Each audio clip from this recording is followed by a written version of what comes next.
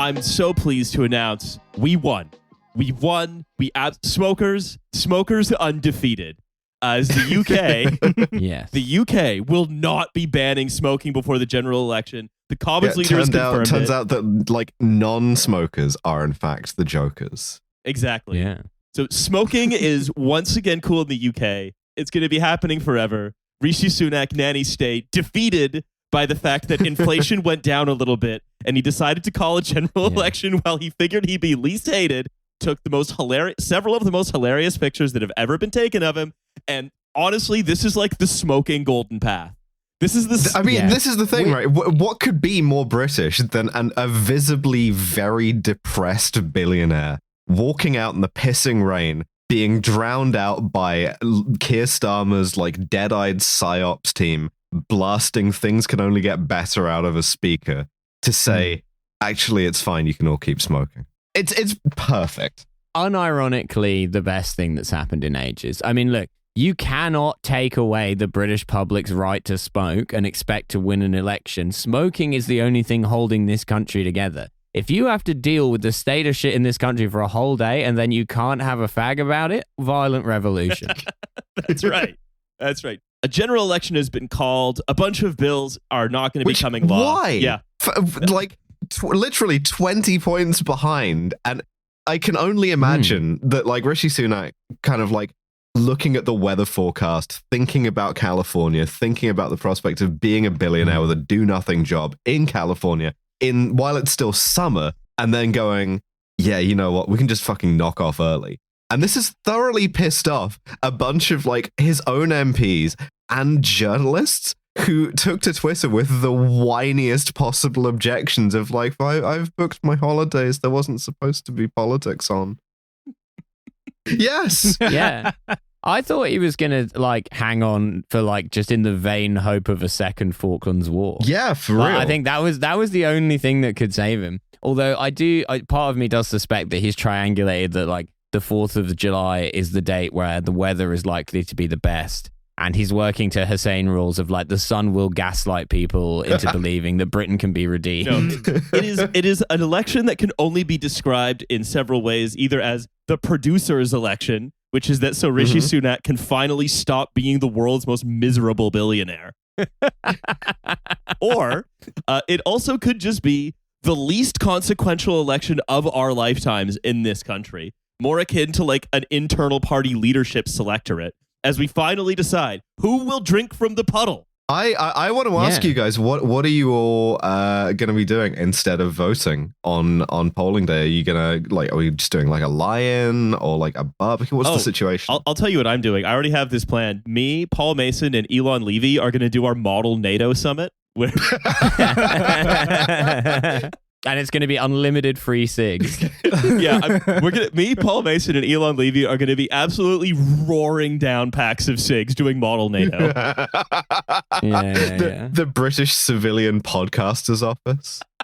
Yeah, I've got a sleeve of 400 Lambert and Butler, and I've invited my best friends Elon Levy and Paul Mason round.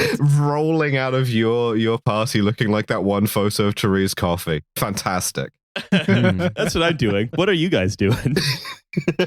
I'm probably just sleeping in, to be honest with you. Like I tell you what I'm not doing. What I'm not doing, I'm breaking the habit of a lifetime. I've said this before on the show, that I have a kind of deeply seated automatism, right? Where when an election is called, irrespective of what's happening, who the candidate is, anything else, I kind of like, I lose control of my body and I am marched down to the nearest polling station by my kind of like basal nerve system to put an X in the box next to the Labour candidate. It's just like a physiological reflex for me. Yeah, it's your annual Manchurian candidate reaction. Exactly.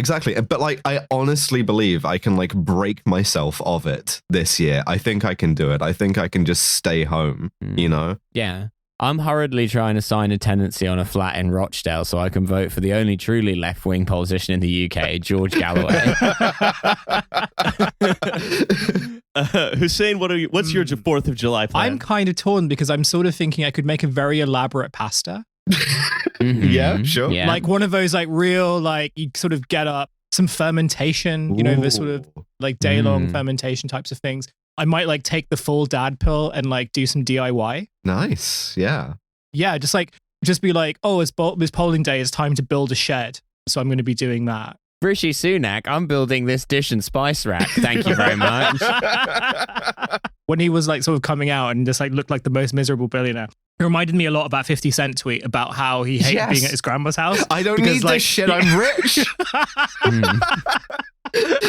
I'm really compelled by the most miserable billionaire in the world as a phrase. Like we just kind of we make one billionaire miserable. It's like billionaire Amalis. Like we have to do it. Yeah.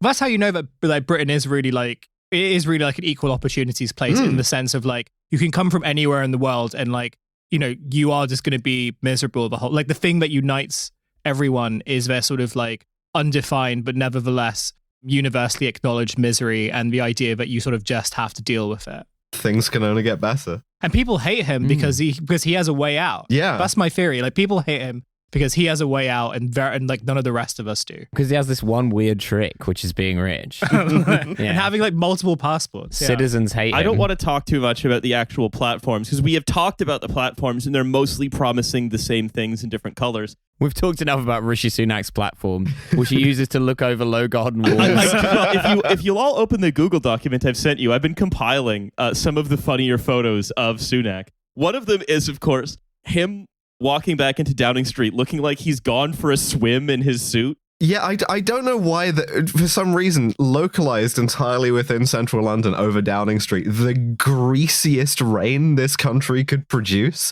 Like, that doesn't have microplastics in it. That has macroplastics.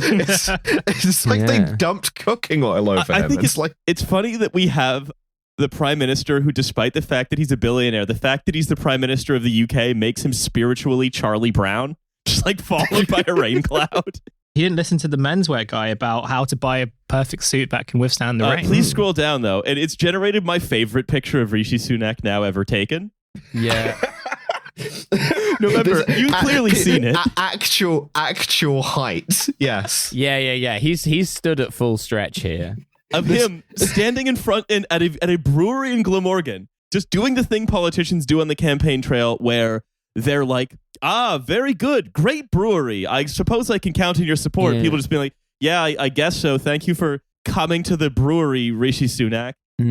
He's squatting in front of a piece of machinery in front of three guys who are standing up at full height. It's giving Kim Jong-il is what it's giving. It takes me back. It's giving the Steam game You Don't Know Jack is what it's giving, because you can only see the top half of his head over this beer vat. It's incredible. It's a real political masterstroke to begin your campaign when bearing in mind that you are a short man who does not drink and does not watch football and is clearly not interested in football, to go to a brewery and begin your conversation with voices of the country by trying to talk about football and also being photographed around big burly men who run a brewery. Which also to kind of like audition to write jokes for Have I Got News For You here. To go to a brewery and set yourself up for the lines about not being able to organize a piss up in it. It's a beautiful, beautiful start to 6 weeks of extremely like this is like nerd prom, which makes me sick is the thing. Like seeing political journalists like metronome between I have a holiday booked in June, which fuck you, and this is just like the thick of it and I'm having a great time, to which also fuck you. We have to live with this. We have to live with the people who are excited by politics as it is in this country for like over a month. And I am absolutely dreading it. Yeah. Nick Robinson is back and people are saying he's more powerful than ever. The British political journalist, never knowingly right, is lurching onto Twitter at this very moment to post about how something is a good look or a bad look in an election, the results of which have already been predetermined because Keir Starmer is going to win 95 out of 100 seats, and the other 5 are going to be like some uneasy coalition of like rump Tories and reform psychos. Spending the whole election day making an extremely elaborate Roberto Pesto pasta. Well, this is, I mean, essentially, right? Like, everyone knows how much I like to talk about the Mesoamerican ball game. Oh, Guys love talking about the Mesoamerican ball game. It's such a stereotype. But the Mesoamerican ball game... Am I male socialized because I love talking about the Mesoamerican ball game? Yeah, well, the thing is, Mesoamerican ball game has mainly been popularized to, increasing the amount of sports betting that people are doing. No. I think we also need to focus on the Mesoamerican shaft game because that's like strong, you know? Yeah. You're a cool girl who's also into sports, like the Mesoamerican ball game. Thank you. Like that show, The League. Yeah, I watch it for the Mesoamerican ring girls. No. Okay, we're not doing this again. But the Mesoamerican ball game was like rigged, and the winning side in a war would then win the kind of semi-rigged symbolic game.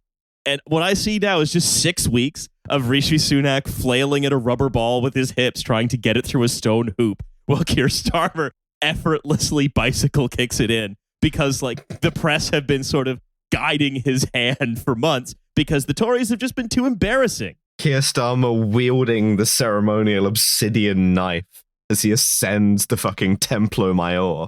Again, this is and as listeners to the show will know, it's not because people like him. It's because they fucking hate the alternative. Because he's favored by the gods. Yeah, exactly. What more do you people want? Yeah. It's going to be pretty crazy when Keir Starmer gets to, make a human sacrifice out of Grant Shapps. That's a bit that they don't foreground as much. Look, we have a very old political system, all right? But, this is going to be essentially a kind of rigged circus for six weeks. Well, hold on. I'm just gonna circle back on the phrase rigged circus as opposed to the scrupulously fair normal circus in which it's really like a game of chance and skill. Yeah, which clown falls off the unicycle is all predetermined. That's why I don't watch the circus. It's the not deterministic circus, yeah. The circus isn't a real sport, It's they script it all. They're just acting it out. Yeah, and a lot of the trapeze artists get CTE as well. Okay, it will be a circus and largely rigged. Unlike a circus. The clown had so many injuries that he did a murder-suicide. I really think rigged circus is like a perfect 3 a.m. Trump tweet phrase. Yeah. A rigged circus. Okay, you go in there, they got the elephants. I don't know. I say, okay, wow, they got this clown. It's the same guy. He's getting squirted in the face from the flower, and you're telling me he didn't know that. They say he didn't know. I say, wow, okay, that's interesting, because every night he gets squirted in the face with the same flower, and they're saying he doesn't know. I just find it very hard to believe. And then they've got the lion. Very sad.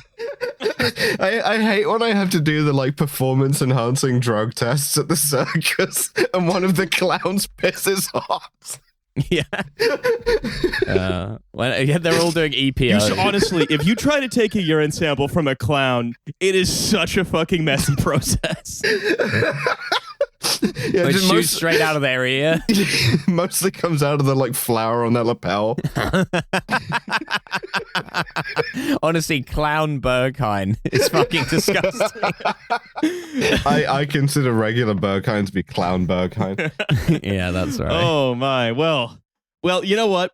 That's going to be what we just described. That's what the next 6 weeks is going to be like here. Yeah, that's the headline. That's the TF kind of take home about the election is rigged circus. Keir Starmer is going to be tricked by a clown, and it's going to ruin his bath party majority.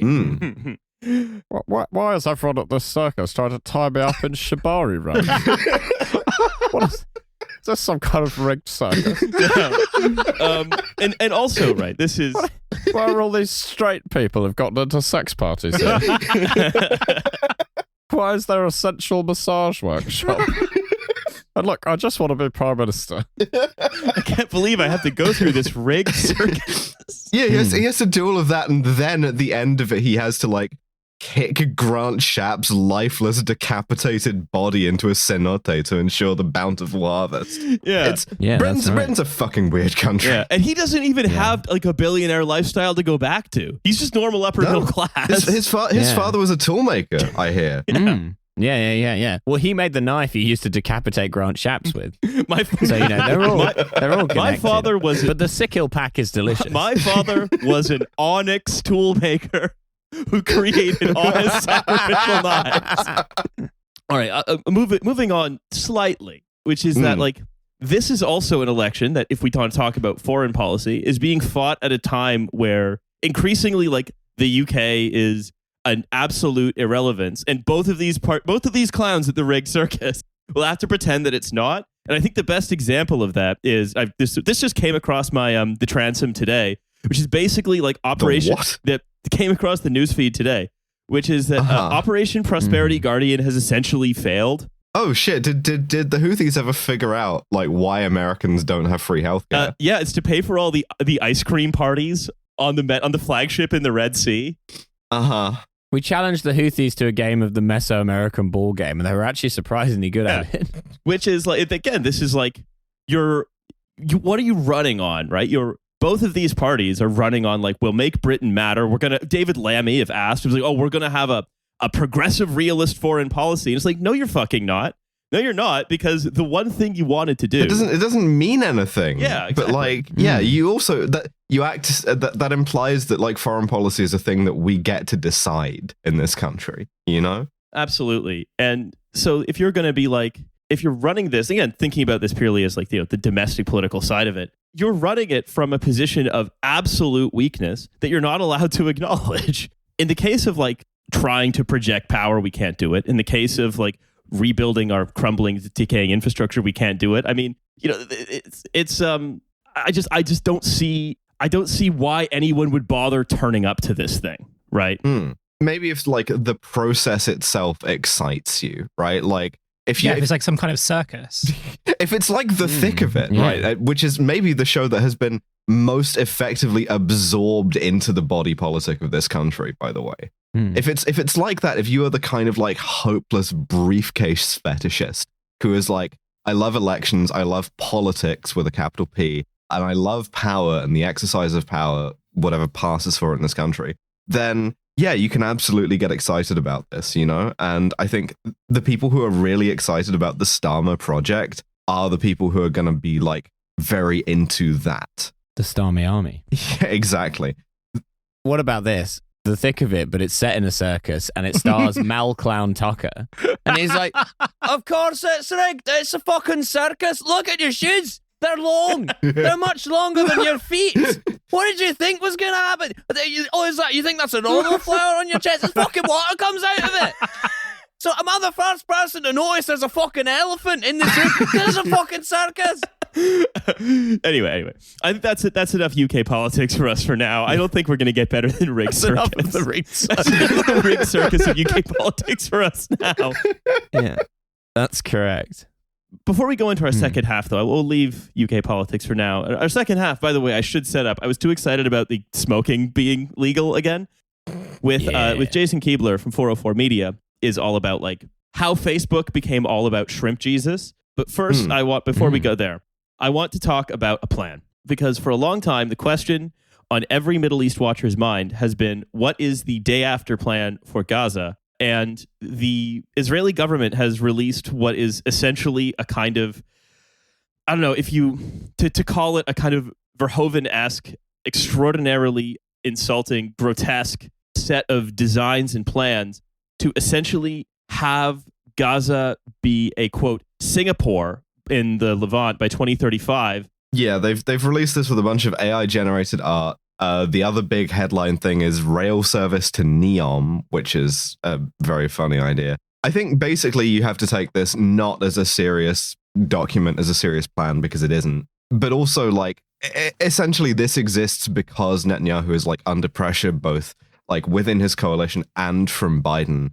Not any meaningful pressure exactly, but of the kind to be like, you have to at least do the homework in some respect. You have to say that you have a plan and have a plan that you can gesture to in order to continue like perpetrating this genocide. You have to be able to be like, well, this is what I'm going to do after we've, completed it. And so quite literally the lowest effort thing possible of being like, I would just have the fucking get ChatGPT to do it, get, OpenAI, generate some images which look like predictably AI art, which means they look like absolute shit. We're going to have luxury hotels and fine dining.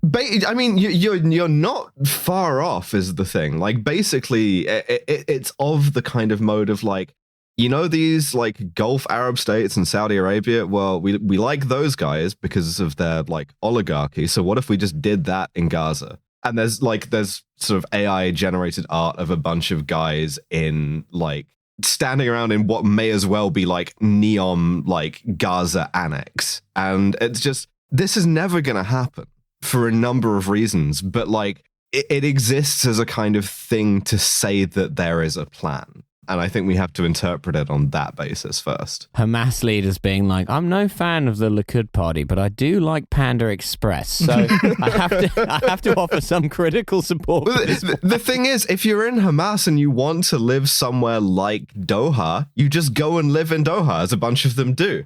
But to like bring it to Gaza is like an impossibility for a bunch of reasons, one of which is the Israelis. Like, as much as Netanyahu wants to like have this document in existence, this is nothing that Israel would ever accept, like any conceivable Israeli government. I remember in October there was a sort of sad article by Yuval Noah Harari, who is just the author of Sapiens, who was just like, if only they built Singapore in the Levant, none of this would be happening.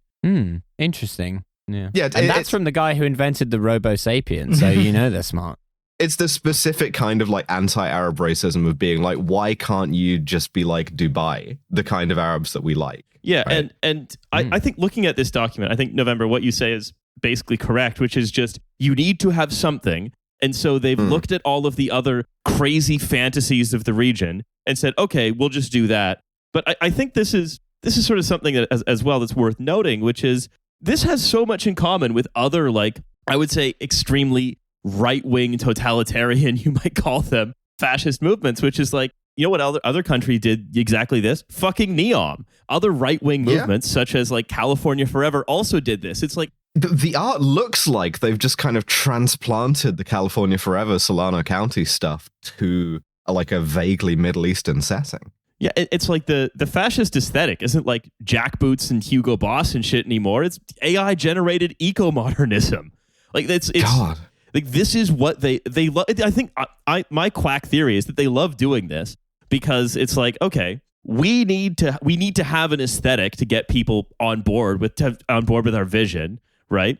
Well, no one wants to work with us who's good at making stuff. The best we got was like the rappers who've been banned from the US. But the great thing is that what I always said that like AI generated imagery in general represents is the ability of management to just start cranking stuff out without having to involve even someone who is a vague subtype of jobbing creative. Or human being, for that matter. I mean, in a literal sense, but that's always been true in a metaphorical sense. Like you can have, if you look at like fascist art through the ages, right? Like whatever sort of like school of art it's aping, there's this kind of like hollowed out nature of it. It gives me the kind of like unease that you have in, Riley, you've made me like you by making me read this book. Like you get by looking at a predator species in blind sight, right? Where you're like, this is something that does not exist as the same kind of communication that I as a human being have with other human beings, right? It is something that's meant to kind of like put you at your ease, and it seems fundamentally wrong because it's deceptive, it's alien and it's predatory.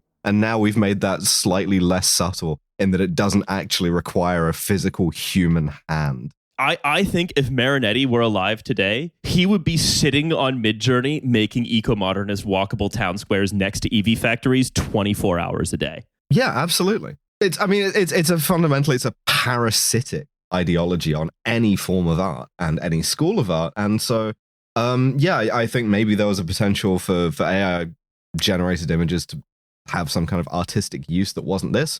Less so now, because it's just burrowed inside of it. less than any specific content of the plan, which I agree is like just there so it can exist, so it can be pointed to. It's jingling keys. Yeah. There's still a little bit of a keyhole you can look through to be like, okay, well, this is an emerging sort of fascist aesthetic. And, this is the sort of futuristic skyscrapers, solar fields, water desalination plants that they're all showing are created through essentially magic as, well, quote unquote, magic in the art form. But also the idea is that they will just sort of emerge, right, without ever having to consider the politics of the situation. And that's ultimately what accepting this document as it's intended to be, which is, okay, well, I guess they have a plan now. That requires you to do that, to absent the politics of the situation from your own conception of it.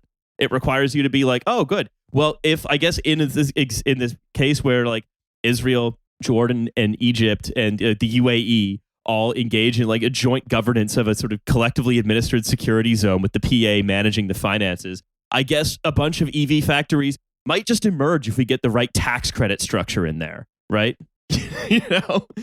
Yeah, would you a building on top of like a forest of like amputated limbs and like rubble? And I don't think I've ever seen as much of a coded threat as the Prime Minister's office then saying that once successful in Gaza, the scheme could be rolled out across Syria, Yemen, and Lebanon. Oh. Yeah, now who's doing River to the Sea, huh? Anyway, I think that's about time for us to go into our second half. What do you all think? I think that having recorded the second half first, it has a considerably more upbeat tone than we ended the first half on. And it's going to be a really weird, disjointed vibe. So yeah, let's do it.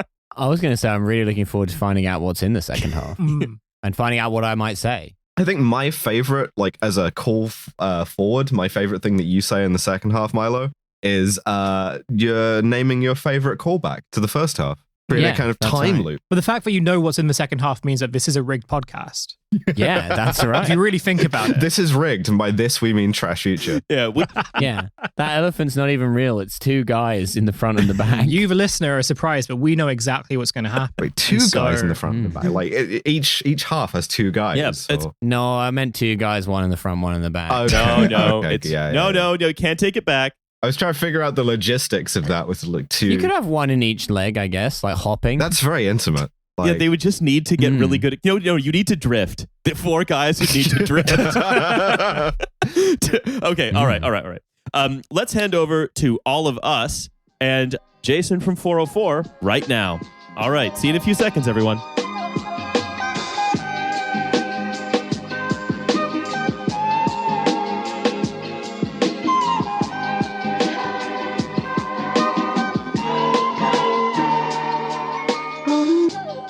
Hello, everyone from the first half. Welcome to the second half. And what a first half it was. Well, hey, and you know what? We certainly know all the... Hey, Milo, why don't you say your favorite callback? Oh, it's impossible to choose, really. No, we've talked a lot about the AI garbage dispenser in the past, and we're now going to speak with Jason Koebler from 404 Media and the 404 Media podcast about the research he's been doing into how Facebook turned from the spreader of Macedonian teenagers saying that Hillary Clinton was going to do the knockout game into products of the garbage dispenser itself. That's right. In the next section, we are exploring the gospel according to Shrimp Jesus. Jason, welcome to the show. Hey, thanks for having me. So I think the first question I have, like just jumping into it, is how impressive is it on the Life Nature group that the talented son has drawn a photorealistic self-portrait? Dude, the market for self-portraits is through the roof, at least on Facebook. Just incredible children artists drawing photos of themselves and going massively, massively viral on Facebook over and over and over again. I think it's super impressive as well that a quintuple amputee was able to draw a self-portrait, and everyone seemed to... And it's their birthday. And the thing too is that squid famously like quite difficult to draw, to get all of the like contours and the shading and everything. And yet, many of these very talented child artists are absolutely out here like nailing it. Incredible citations. No, we are talking, of course, about just a few of the things that if you go on Facebook, which I think probably very few people listening to this, with the exception maybe of Jason, who does it for research purposes and is on the call right now, you will find not sort of people posting photos of their breakfasts or whatever, which was the stereotype of 10 years ago, well, 15 years ago. Hypothetical, much greater breakfast. Yeah. Well, what about a breakfast of crab Jesus? Some say the greatest breakfast ever made. Yeah, the most important meal of the day is crab Jesus, actually. Eat of my body these crab cakes. You know, we haven't seen crab Jesus being cooked yet in any of these AI images, but it's going to happen. Like, there's a cadence to these things where like things start going viral and then they start getting blended. And something that I've been seeing is AI generated food and AI generated recipes going viral on Facebook. So soon it will be like, take one shrimp Jesus and put it in a pot of boiling water. Well, you know, actually, there is technically no Jesus in crab Jesus. And so since 1996, manufacturers have been legally obliged to label it as Jesus-flavored crab. Doing like crab Jesus transubstantiation stuff.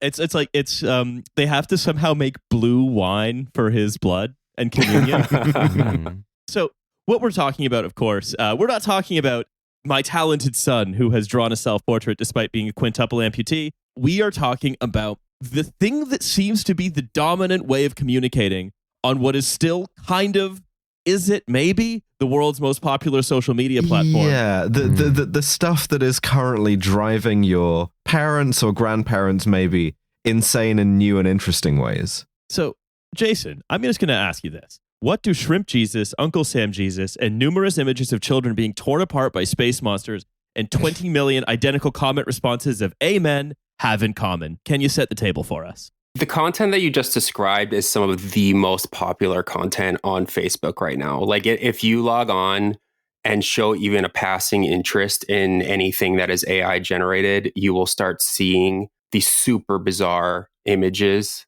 And there's thousands and thousands and thousands of them. Like, I feel like I've been going crazy the last few months because I've just been looking at tens of thousands of images of like fucked up shrimp Jesus, like amputee children, a lot of Jesus with soldiers in like burnt out houses and things of this nature. And then just like thousands and thousands of comments. I've been calling it a dead mall vibes, where it's like, there once was a civilization here on Facebook, but now it's just like a couple weird kiosks keeping the lights on, and it's like they're all selling crap, more or less. I've really been enjoying the Bible cops. This is because as I understand it, like the process by which what gets picked up and what gets generated is already sufficiently arcane that there's kind of like, it's already quite divorced from reality. But then when I see like on Facebook an AI generated image of a police car with a big Bible on the top of it just being shared to more bots, it's so perfectly surreal that I want to understand how this happened and how we got there. Well, everyone trusts the Bible cops. Of course, yeah. Yeah. Yeah. I mean, I've been doing a lot of like amateur sociology because it's like stereotypically like Facebook is full of people who love Jesus and people who love cops. And so like over time, there were, you know, all of these viral images of cops, of AI generated cops, and all these viral images of AI generated Jesus. And it's just makes sense that at some point they were blended together and you have, you know, cops carrying like a gigantic Bible on the roof of their cruiser. As it should be. Yeah, cops, all of whom individually is Jesus, kind of pallbearing a shrimp Jesus coffin. Yeah, I'd say this is what Green Day was concerned about when they wrote the album American Idiot. but like this content, right? Is it popular in the sense that like it's all bots and like kind of like really like low quality like scammy accounts interacting with each other, or are real people going, fuck yes, love the shrimp Jesus, I want to see more shrimp Jesus? Yeah, so there's two types of AI generated content on Facebook. At least I've created two categories. There's like realistic looking AI, and then there's fucked up AI. So I put shrimp Jesus in the fucked up category, where you can kind of Wait, what? I know. Our Lord and Savior. But looks pretty fucking normal to a real American like me. I was going to say, Jason, that's exactly what Martin Luther would have said if he had AI. Yeah. So please go ahead. But when I started reporting on this, like back in December, there were all these photos going viral of these like chainsaw wood carving images, where it was like a guy with a chainsaw kneeled next to a sculpture of a dog. And this is an actual type of content that goes viral on Facebook all the time. There's this dude in the UK who does commissions of people's dogs. Like if you want a statue of your dog carved out of a log, you pay him like $10,000 and he'll make it. And he will painstakingly document that process and then post it on Facebook. And his images go viral pretty often. So back in December, I noticed that there were all these variations of that dog sculpture and that man, where like the dog was slightly different, or the man was slightly different, or the man had 7 fingers instead of 5 fingers. Or maybe if you're a chainsaw dude, you only have like 3 fingers because of various chainsaw accidents. And these were going viral. And the comments on these were real people. It was people who had no idea that this stuff was fake or AI generated. And that's the same, like, look at this pretty picture I drew, like that sort of thing, where something is off. And if you understand AI and if you looked at AI generated images, you would be able to tell. But if you're like average Facebook user, you might not be able to tell. And the reason that I say that these were real people is because the comments are like engaging with what the image is. They're like saying like, wow, this is a beautiful dog. Like, I need to buy one. Where can I get one of these? And then like, I've spent way too much time clicking into the profiles of people who comment on this stuff. And it's a bunch of images of them like going to high school reunions and funerals and all the like boring stuff that people post on Facebook about. But then over time, it's like the surreal and bizarre started popping up. And that stuff also started going viral. And the comments on these are always just like, amen, or a bunch of emojis. And these, like, I think most of them are bots. I'm pretty sure that most of them are bots. And I think it's like, obviously it's an automated, these are automated pages that are publishing this stuff. They're publishing like 20, 30 photos an hour. And a lot of them have 1, 2, 3 likes. And then there'll be one with like 300,000 likes and 5,000 comments. And I think the vast majority of people engaging with this stuff are bots, but there are also humans too. So I think the biggest question I have is like, this is clearly a huge change that has happened on Facebook. And I think one of the threads that I'd like to follow maybe later on is how Facebook's internal like incentives, the way the company exists itself, like the algorithm, you might say, that's in the heads of the executives at Facebook, made this inevitable. That's one thread to pull. But first, I just want to pull on like, there's still people are spending money on AI image generations on compute. They're spending time coming up with prompts and posting them. They're spending time making the pages, and they're spending time making the bots. Like, even though this is a lot of this, what's going on is enormously is enormously like automated. I can't, and the sort of strange directions it goes is kind of what happens when you let the computer just kind of vibe for a while and then come up with whatever. It just creates strange pastiches of things and just go the same direction for a million years, like a golem. But my question is, why do this? Who is like, why make believe in crab Jesus? Who is making money from this? Why is this being done? Why is this happening? Yeah. So a lot of people, because these images keep going viral on Twitter and Blue Sky, and like screenshots of like, look how cooked Facebook is. And the thing that people say immediately is dead internet theory, which is this theory that the internet is just bots talking to other bots. And that is true to an extent. Like, there's a lot of automated and inauthentic behavior happening here, but there's a lot of humans in the loop and a lot of human time and energy being wasted on this stuff. So I think that's a great question. And the answer is basically like, they are doing this to get a lot of followers to their Facebook page. And then at some point they pivot the content. Either they pivot it to start like linking to drop shipping schemes where you can buy like a shitty dog leash and then, give them your credit card information. And some of them are outright scams. Others are just like, maybe we can sell 17 baby onesies and make money that way. And then a lot of them are linking out to AI generated content farms. So they're linking out to pages that are heavily monetized with ads. Like, you click them and there's like 50 ads that pop up. So there's that. And then there's also a black market for Facebook pages in general, where if you can get 100,000 people or 1 million people to like your Facebook page, you can then go sell it on a marketplace for a few $1,000s. And the people who are doing this are largely in developing countries. One of the few things that Facebook did after the 2016 election was it required you to say where you were operating from. And so a lot of these pages are being operated in Vietnam, Thailand. There's a ton in the Philippines, in Nigeria. And these are places where you don't necessarily need to make thousands and thousands and thousands of dollars for it to be like a worthwhile endeavor. Yeah, and so what's really striking, and this sort of pivots to the business element of it, is, when you talk about all that money that's being made, who's not making a fucking red cent from any of these interactions is Facebook.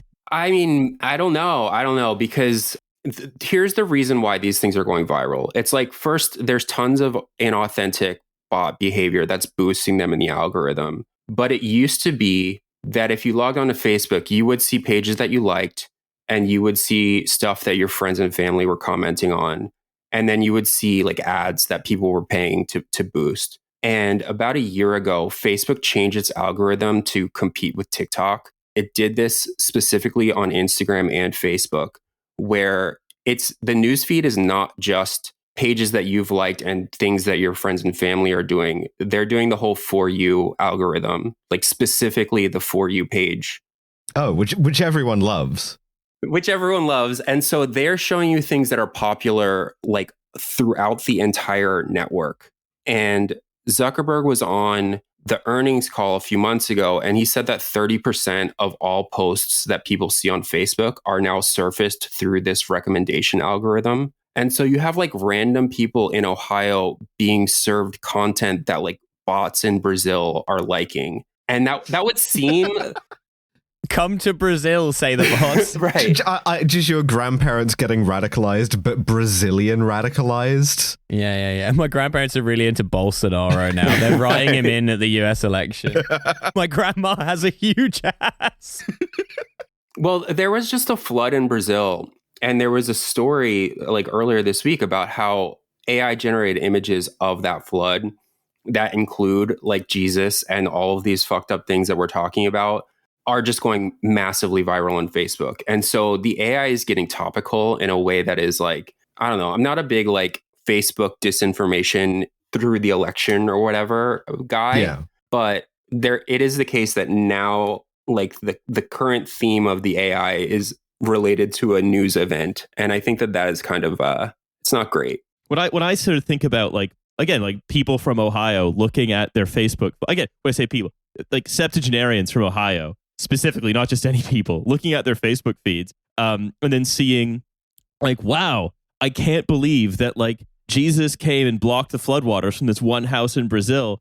It's like a kind of it's like a kind of universal worldwide dancing plague almost, or a universal worldwide internet connected AI enabled series of like almost ecstatic delusions. You get my meaning? Right? Like this is people who want to see that and want to believe, yeah, hallelujah, he is, Emmanuel and he's in Brazil. It's fine. I just didn't expect it to be Brazilian. Right? That this is, not about like, it's not about disinformation or believing things about like certain political parties or whatever at this point. It's just about a total disconnect with reality. Are you attached to consensus reality or not? Yeah, a total disconnect with consensus reality that's being enabled by like these tools just hammering and accelerating a process that was already happening. Yeah. So on the first article I wrote about this, I had a whole rant that we ended up cutting because it was very mean. But I basically argued that it's like it's the metaverse for like boomers. They're like cosplaying like they're having interactions with people, but really they're just like talking to bots all day. And so it's like an online version of a nursing home where like cooked people are talking to themselves. And it's like, that's so depressing. You can go really dark places with this though, because it's like, I've just watched, here is like my favorite, I guess, thing that I've seen. It was an AI generated deck, like a wood deck in someone's backyard. And there were all of these people who were arguing about whether the deck was up to code or not. like whether the pillars and the planks had been like installed properly. And it's like, this fucking deck does not exist. Like, it doesn't exist. And there are like dozens of people like arguing back and forth about whether or not this deck was up to code. And it's just a lot of that. It's like a lot of wasted time. I love to give an entire generation a kind of set of jingling keys on the way out, you know? Well, one of the things that we run across quite a bit in terms of looking at startups, when we want to talk about startups, is it's really popular to be like, hey, hate your grandpa? Cool, so do we. Can't make him walk laps in the garden anymore to raise money for the NHS. Yeah, because of woke. Yeah, you can give him an AI to talk to, and then he won't bother you anymore. Yeah, we've seen like the sort of high legitimacy, so to speak, version of that, which is a bunch of startups that kind of harvest VC funding for like, we're going to put the fucking elderly assistance robot in a care home and it's going to like listen to your like, your grandfather's war stories or whatever. And then here we're at the sort of like lower legitimacy end of that, where it's like your grandpa is going to get fucking radicalized about Lula. Yeah. My grandfather has bought a motorbike and he's got a new girlfriend who has a suspiciously fat cock. I'm not sure what's going on. Still have the favela. Yeah, that's right. And this is, I think, like the creation of Facebook as a kind of fake social network, right? And there used to be tools that Facebook Shut created. up before I come back there and slap your profile. Yeah. Oh, sorry, Potemkin social network. How about that one? Yeah. Sure. Shut up before I come back there. Now, there's tools like CrowdTangle that Facebook, I believe, either built or allowed in on purpose to give marketers more confidence in spending money with them. That would show like, here are the actual people. Here's how they're interacting. Here's how they're going to click on ads if you use our fantastic tracking system to place ads on pages. And you've written about this. Others have written about this as well. Is Facebook has been like turning all that shit off because there are fewer and fewer. Did they just get bored of running, like being Facebook? Just be like, this shit sucks now. I'm just gonna let it like rewild itself. It does feel like a rewilding. It's like someone turned off the lights, or at least all the employees left, but the network is it's still on. See, I understand why this happens with Twitter, right? Which is that, Elon Musk fired everybody for being too woke and is now tearing copper wire out of the walls looking for the cathedral. But like, Mark Zuckerberg is ostensibly still like engaged with Facebook. Is it just that he wants to be doing other stuff and he just doesn't give a fuck about Facebook anymore? To be serious for a moment, I did a gigantic story about content moderation on Facebook like 5 years ago, where we had these internal documents from Facebook about what their rules were. And these documents were insane and they were very specific. It was like, this is like an exact example. Like, under what circumstances is Facebook going to delete a butthole? Is like an actual example. And they were like, well, if the asshole is being used in a political context, such as if you replace Kim Jong-un's eyes with an asshole, that is like a political statement and we will leave it up. But sort if of you Rick and Morty cutaway type vibe, it was crazy, and it was so hyper specific. And we kept publishing these articles, and eventually Facebook emailed us and was like, yo, you guys should come to Menlo Park, come to our headquarters and talk to the people who make these rules. And we will show you how crazy the stuff that we deal with is on a day-to-day basis. And so I went there and I went to one of their meetings and I sat in on it and I wrote a big article about it. And it was about the Tide Pod Challenge, where kids were eating Tide Pods. And you had like all of these like PhD people and people who used to work in government, like essentially creating a rule for when are we going to allow children to post videos of themselves eating Tide Pods or whatever. And it's like, it's crazy. Like it's completely crazy. But these people were like they took safety on the platform very seriously. And they were relatively good about detecting and taking stuff down, especially after 2016. And just like Twitter, like Facebook has fired many of these people. There's been like mass layoffs on that team. And Facebook was trying very hard for a while to like create rules, and it fancied itself as like a quasi-government state. It set up that whole like oversight board that was set up like the Supreme Court. And then AI comes around and they just don't care anymore. They don't do anything anymore. I used to screenshot bad things that I saw on Facebook that I was going to write about, just things that obviously violated its rules, like terrorism, extremism, so on and so forth, because Facebook used to detect and delete that stuff. And over the last 6 months, I've stopped screenshotting it. I just save the links because I know Facebook is not going to detect this stuff. Like, I was on Facebook last week and I found like 500 different pages just posting hentai, like completely naked anime chicks, like all over, going viral, many of them AI generated. And it's like Facebook has completely stopped trying to police this stuff. My view is right. And this goes back to what you say in 2022, the TikTokification of every social media network, which is like more algorithmic pushing, less like people actually using it for what they want to use it for, which is to connect with friends or what have you. And this is kind of an arms race or a sort of Thucydides trap between social networks of like, okay, TikTok is rising and they're doing that by being more pushy with stuff and people are interacting with it more and it's more addictive. So we need to make our thing more addictive, which means making it far easier through things like pages as opposed to groups, or by by just removing every single limit on things being shared, whether that's trust and safety or removing actual. Like, it used to be, I think, that you could only forward WhatsApps to like 500 people. That's now been taken down, and it's just like at this point, people's nans needed to send more of the Jesus memes to people. It used to take down the Indian internet every morning because people would send like 400 megabyte good morning gifts to one another. Yeah, that's right. I would love to receive a 400 megabyte good morning gift, to be fully honest. No, you won't. As someone who's received plenty of them, no, you don't. No, you the don't. first time would have like a novelty to it, I feel. Yeah. So the arms race I'm talking about is just eyes on ads, which Facebook has been having more and more problems doing. I mean, they've been worrying about eyes on ads since like 2006. Like, they ever since their revenue was counted in the millions, this has been something that they're worried about. And you know, you've mentioned a few of the changes that they've made, Jason, which is like just getting more and more involved, basically, in trying to push more content, more connections on you. Whether that's trying to get you to friend more people, whether that's trying to like just tearing down the walls between your network and the rest of the network with the For You feed.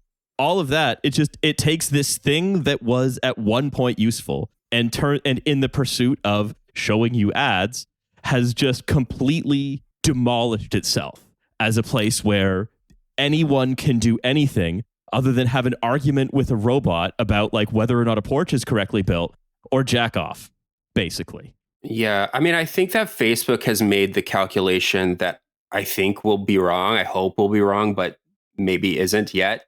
That like any engagement is better than no engagement. And so, you know, it's been putting its own AI into Facebook. And so it's in this difficult situation that it's created for itself where the platform is being taken over by AI. And Facebook can't say AI is bad because Facebook, like every other tech platform, is shoving its own AI into every different part of the ecosystem. And so I think that it doesn't want to take a stand against AI generated content because it wants you to use Facebook's own AI on the platform.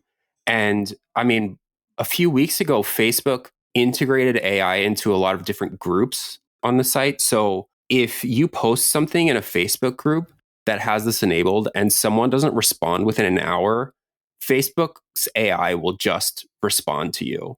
And I think that it's like, yeah, I think it is that arguing with a robot thing where it's like, you have all these people who don't have anything better to do with their time and who are just endlessly scrolling Facebook because I guess, I don't know, that they haven't moved on to Twitter or something. And they post something and if they don't get a response, maybe they're going to leave the platform. Like maybe they won't check the platform again that day. But if a robot responds to them, they'll log back on and they'll see another ad or another 15 ads. Oh, that's really sad. Look, Facebook's Brazilian AI is actually my best friend. We're constantly doing wall posts for each other, FIFA apologies, and it's certainly controla minha bunda. What if the Facebook AI that responds to you ends up falling in love with like one of those pussy and bio AIs?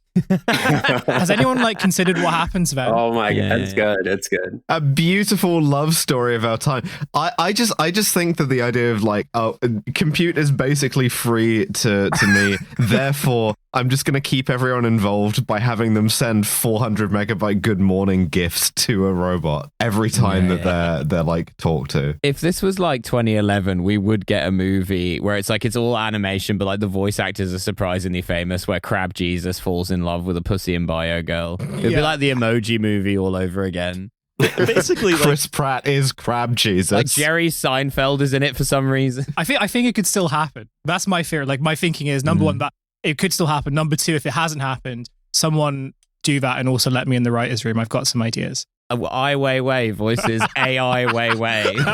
Yeah, Zendaya is the pussy in bio. Just in character as Chaney from Dune. But I think what we're looking at, right? It's a company that from first principles has walked backwards into creating what is essentially a mass spam network by prioritizing just as much posting as possible to as many eyes as possible, addiction, and stare at the platform at all costs while hemorrhaging actual users and causing the elderly to become deranged with Brazilian bots, just so that it can keep this valuation that is increasingly looking like, why? Who is paying the money? No one's paying the money for the fucking Oculus Rift. The metaverse was a bust. It's actually dead. The metaverse was a bust because it didn't have huge Brazilian asses in it. That was the problem. All that's left are like the old and vulnerable and scammable, and Facebook has looked at that population and said, all right, I guess that's who we've got, I suppose. It's so funny as well that while all of this is happening, you're like, what's Mark up to? What's that guy doing? And He's the just answer doing is jujitsu. yeah, is like that posting a video of himself on Instagram, like throwing like an assegai across a field into a target with his perfect dead eyes. And I'm like, I don't know that any of this is healthy. He's ready for the war with the machines. That's true. That is true. Like, I think should Ayala be right, and like, you know, we should all start smoking and like having casual sex and everything because the AIs are gonna like come and try and enslave us in 5 and 10 years. Like, place yourself under the command of Mark Zuckerberg, right? Yeah, because yeah. that man has been training. Yeah, he would never come in a fluffer. He always busts in Ayala. That's a call forward to this week's bonus episode. Yeah, in a couple days. Anyway, I think if you look at what Facebook is now, I think it's a perfect example of what happens when you let these people like the people running Facebook, the people, but abiding by the logic of the market of the business they're in, which is ad sales, when you let them just run their fucking business into the ground. I think this is just what it will keep becoming. We see other social networks becoming this as well. The whole thing, when confronted with reality, when confronted with the fact that maybe, just maybe, what is essentially a gigantic, very effective captive advertising company probably shouldn't be the most valuable firm in the world, or one of the most valuable firms in the world. And, you know, you end up inevitably, it all converges on porn bots, basically, I think. I think that this is the future of many social platforms. It's like Facebook has been around longer and has more people on it than all these other platforms. And one thing that I saw is that a lot of the bots that are commenting on these things used to be real people. As in, like, if you scroll back a few years, it's like they were people who were interacting with their friends and families. And the accounts got hacked at some point. Like the accounts were hacked at some point. And so you have these accounts that like used to be regular people's accounts and are now just being used to promote Brazilian disinfo or whatever, which is interesting. But then I think also, and this is dark, but it's like a lot of the people are dead also. I was going to say. Like Facebook has always catered to older people. Once it opens to the general public, you have these people who were 70 when they joined Facebook 20 years ago, and they've been dead for 10 years, but their accounts haven't been deleted. They've just been taken over. And it's very hard to tell, like, who is a living, breathing human, like, on these platforms now. So what you're saying is we're talking less about a kind of dead internet theory, more about a kind of zombie internet theory. My Gam lives on. It's Crab Jesus. Yeah. Praise the new Flash. One of my schoolmates, this happened to one of my schoolmates. Like, I don't know, well, but his Facebook account got hacked and he wasn't able to recover it. And so every time I sort of go, and I go on very rarely, but like when I've gone on like a few months ago and I went onto his account, it just says, for the past 2 years, all it said is sex. Every day it posts sex. I can't imagine like if someone dies, right? Like say like your mum dies, God forbid, and then you log on and you see like your dead mum's profile posting like pussy in bio. Because Facebook did the thing of like remembering so and so, right? Like that it instituted that when the first problem of like, oh yeah, people die and like their platforms never get deleted and Facebook doesn't do anything about it. So they instituted that thing. But now that like the bots have sort of taken over, and again, like, you know, there is less people calling out because fewer people use Facebook now. You end up having these like remembering so and so accounts that just sort of do ads, which is kind of also like a cool. One thing your dad enjoyed was an ice cold Bud Light. I mean, it's just like weird ads for like just like cheap consumer products or dodgy lawyers. My coffin is lowered into the earth, and from the bowels of the earth, a voice echoes up, "Ladies, get the best vibrator here." Yeah. Actually, this could be like an A24 movie, like a son who's so grief-stricken that when his mother's Facebook account starts posting "my pussy in bio," he clicks the link just because he has to check. He has to know. That's how Silent Hill 2 starts.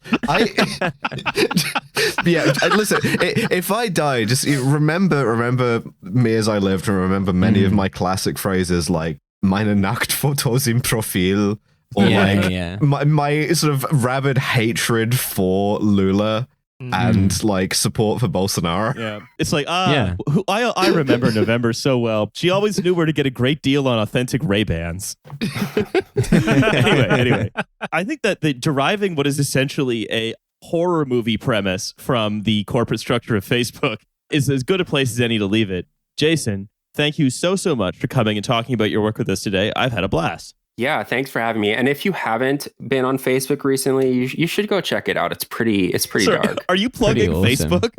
Yeah, this whole thing was paid for by Facebook. Yeah. You do need like a .edu account to check it out. But You know what else you should check out is the 404 Media podcast. And that's right. Also, of course, overthrowing the Brazilian government. Yeah. Yeah, that's right. We're going to do January 9th again. I'm just going to joking, have such we're an interesting time at customs if I ever go to Brazil because of this specific podcast. And also, don't forget, because we'll just do the outro with all of us here. Once you've checked out 404 Media, the 404 Media podcast, don't forget to check out, if you are in Scotland, our Edinburgh show on the 14th of August. Yeah, where our guest will be Crab Jesus and also Jair Bolsonaro. I mean, what a get, honestly. Mm-hmm. And so we're going to be doing that. Milo's got his website, which has a bunch of tour shows on it. You can check those out if you're interested. So many of those. Why not? What are you doing on June 5th that's so important that you can't go see Milo? Yeah. Answer me that. Yeah. Do you think, hey, my podcast co-host drew this self-portrait. Buy a ticket if you're proud of him. That's right. I am quintuplegic. Yeah. So we will see him there, see you in Edinburgh, or we will just see you tomorrow if you're one of the lucky people who bought a ticket to the live show in London, which is, I believe, sold out unless we've managed to release more tickets. Sold out. If we can't release more tickets, it will stay sold out. Anyway, we will see you at any and all of those times. So, Jason, thank you once again, and goodbye, everybody. Bye. Bye.